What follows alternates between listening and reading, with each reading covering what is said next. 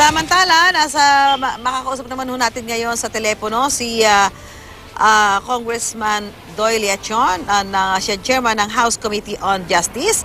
Congressman Leachon, magandang hapon po. Magandang hapon po sa inyo, sa lahat po ng inyong mga tagapakinig. Good afternoon. Okay. Congressman Leachon, matapos pong aprubahan sa House Committee on Justice yung pagpapababa sa 9 years old na minimum age of criminal responsibility, ano na po yung mga susunod na hakbang? Well, it is actually scheduled sa plenary bukas. I will defend it at the plenary at doon mas malaya lahat ng membro, hindi lang ng Committee on Justice but sa kabuuan ng membro ng Kamara para pag-usapan at magkaroon ng kaukulang debate at saka mahalagang pagpapalitan ng mga pananaw.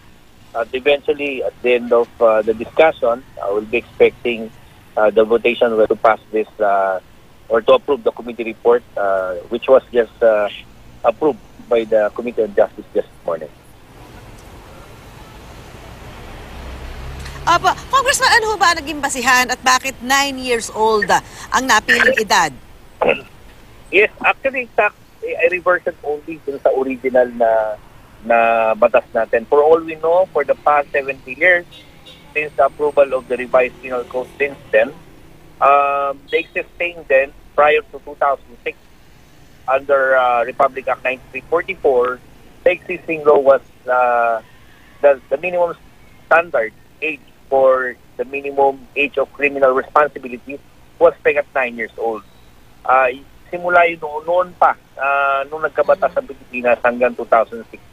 And wala namang basta kundi binalik lang because of the surge of criminal offenses perpetrated by syndicates using and exploiting itong mga kabataan natin. We also kanina, pinakita ko rin yung yung comparison natin dun sa nearby countries natin. In fact, mas mataas pa tayo because if we have to look at it, ang Singapore is 7, ang Indonesia is 7, ang Malaysia ay 8 years old. Even the United States ay walang standard. Meron silang pinaka-lowest is 6 at North Carolina. Pero lahat ng state walang minimum age, no? So, ibig sabihin, pwedeng mas mababa sa 9. But for violation of federal offenses, 11 years. And even the most affluent countries in the world, like of UK, peg it at 10 years old. Ang Australia ay 10 years old. Ang New Zealand ay 10 years old.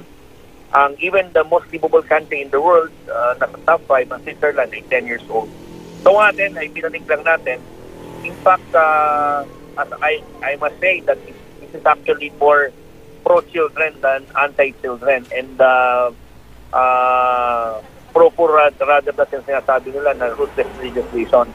Kasi dapat mabasa nila sa kabuuan yung mga provision ng batas, no? In fact, wala namang imprisonment dito, Susan. Walang imprisonment. There is only mandatory imprisonment. I in fact, would not even say na imprisonment, kundi confinement lang sa youth care facilities na which we will call Bahay Pag-asa. Hindi sila makukulong ang mga bata dito. In fact, we are more planned for the reformation ng mga bata. Yes, Congressman, ano naman masasabi niyo doon sa panukala ni Senator Tito Sotto na dapat 12 years old ang minimum age of criminal responsibility? Well, wala naman akong komento. Siyempre, misalaya naman bawat kongresista at pambabatas. Siyempre, ang ating Senate President. But of course, at the end of the day, the Senate will vote on one particular age. And if they will vote for 9, siguro wala nang problema kami. But if they would vote for 12, then siguro mag-limit tayo sa bicameral conference committee.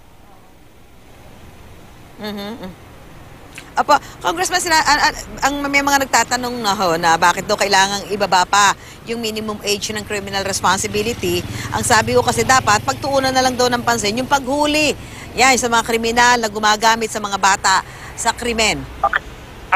Gusto ko rin sabihin na this is actually deterrent. Pag nalaman nilang hindi na pwede pala, hindi na nag-aabusuhin yung mga bata ng mga sindikato at mga kriminal na yun. Pangalawa, makikita nyo rin sa provision ng mandatory bill, itong inaprubahan namin kanina. Like for example, kung ang bata ay nakagawa ng dalawang bagay. ng kasalanan na ang parusa ay mahigit, halimbawa, robbery, mahigit 6 na taon na pagkabilanggo yun, ay ang papatawan ng reclusion perpetua ay yung ng abuso sa bata at gumamit ng krimen. Automatic, the highest penalty ang binibigay ng batas. Pero sa bata, siya ay papasok lamang sa isang reformatory institution like Bahay Pag-asa, which will be funded by the national government, by the DSWD.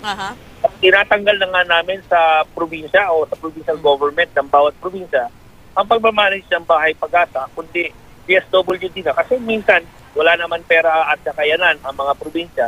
Kaya sigurado ito papasok dahil pupuntuhan ito taon-taon sa General Appropriations Act ng Kongreso. So, dito, in fact, nakalagay pa doon na Susan, no, na mandatory sa mga huwes na pagkatapos ng isang taon na nandun sa loob ng Bahay Pag-asa mga bata, mandatory at ibig sabihin sa bawat huwes na i-evaluate muli kung ang bata ba ay nakatuparan ng intervention program at kung ito ay nagbago na, pwede na siyang bumalik sa pamilya. Pwede na siyang bumalik sa pamilya. So, ibig sabihin, hindi mo pinaparusahan yung bata, pwede mo bumalik sa pamilya. Unlike kung ikaw ay nakakulong. Congressman, sa ngayon, base sa inyong mga pag-aaral, sa mga pagsisiyasat, ano-ano mga krimen na hubay yung mga kinasasangkutan nitong mga batang may edad na 9 years old na isa sa mga napili ninyong edad para magkaroon ng criminal responsibility. Ano mga krimen na yung nakita ninyo na kinasangkutan nila? Susan, napakarami. Hindi ko lang hawak ngayon na nasa labas ako ng nasa loob ako ng Kongreso, pero nakita ko na yung napakaraming offenses, no? In fact, tama yung yung sabi na there was search. There was search ng criminal offenses using children in conflict with law. Kasi dati, prior 2006, wala pang 2,000 crimes. Pero yung latest natin, at tumataas siya taon-taon. Bigla siya nagkaroon ng surge noong 2010, 10,000. Ngayon, umabot na ng 15,000 na crime. Kaya sabi ko, anong assumption ko at daming gumagamit sa bata? Okay, Congressman, bakit daw hindi naimbitahan doon sa pag... Sige ma'am, diretso. Congressman? Hello? Yes, I'm still here. Okay, Congressman? Yes, nandito ako. Okay, Congressman, bakit daw hindi naimbitahan yung mga children's rights group? Naimbitahan na sila ng mga previous meetings. This is actually the last meeting na, kaya pagka last meeting na yon, pwede naman silang audience, pero strictly for votation na ito ng members. Dumaan din dito sa technical working group, no? Headed by Congressman Henry Omenal. Nagkaroon ng mahabang proseso ito at doon nakapagsabit na sila ng mga posisyon nila.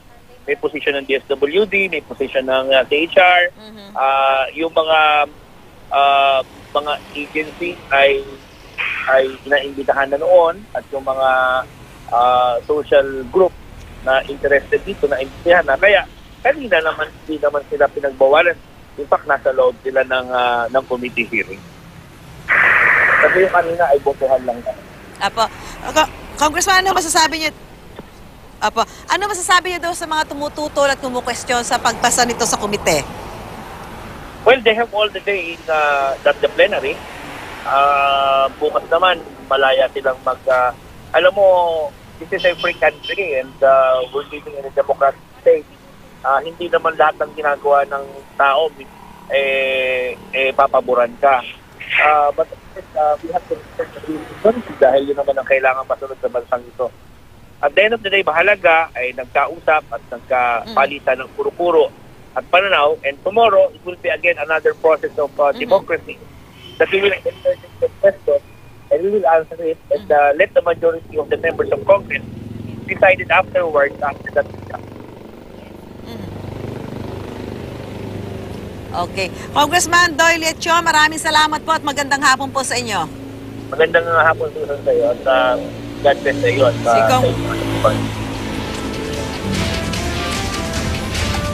Okay, si Congressman Doyle Leachon, siya po ang chairman ng House Committee on Justice.